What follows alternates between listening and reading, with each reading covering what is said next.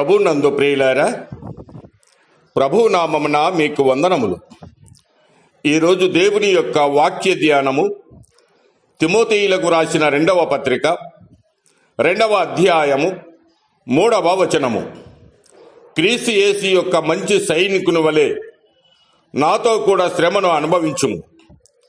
దేవుడు ఈ మాటలు దీవించి ఆశీర్వదించునుగాక. గమనించండి ప్రియులారా, మనము గమనించినప్పుడు కార్గిల్ యుద్ధంలో మన దేశపు కుమారులు, తండ్రులు, అన్నదమ్ములు ప్రాణాలు అర్పించారు. దేశ సరిహద్దులను కాపాడడానికి మరణం ఎదుట వారు నిలవబడ్డారు. వారి త్యాగము వృధా కాలేదు.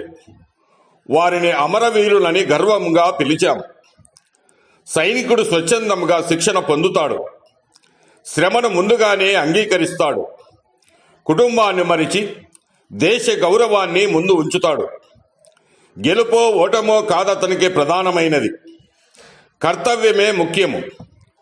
మరణము ఎదురైనా పరిగెత్తి ముందుకు సాగుతాడు.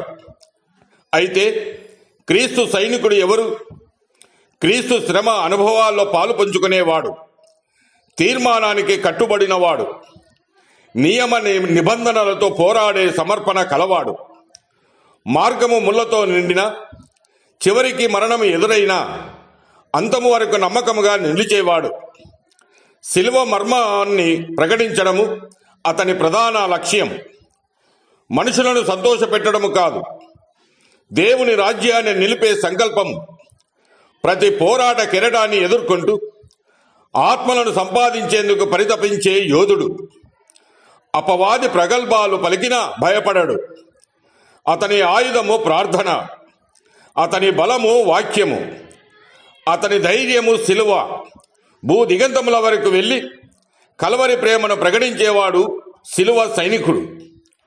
క్రీస్తుతో శ్రమను అనుభవించేవాడు మహిమలో ఆయనతో పాలు పంచుకుంటాడు. ప్రియులారా, క్రైస్తవ జీవితము సౌకర్యము కాదు, సమర రంగము. ఇది భయము కాదు, ధైర్యపు పిలుపు. శిలువ మర్మాన్ని ప్రకటించాలనే ప్రధాన లక్ష్యముతో నిలబడదాం. క్రీస్తు రాజ్యాన్ని నిలిపి శిలువ సైనికులము అవుదాం. శ్రమకు భయపడకుండా విజయాన్ని ఆశిస్తూ కాదు, కర్తవ్యాన్ని నిలవబెట్టి విశ్వాసముతో ముందుకు సాగుదాం. మరి సిద్ధమా? క్రీస్తుతో శ్రమను అనుభవించడానికి. ఆయన కొరకు శ్రమించిన వారికి ఆయన మహిమలో స్థానము సిద్ధమై ఉన్నది. దేవుడు మిమ్మల్ని దీవించి ఆశీర్వదించునుగాక.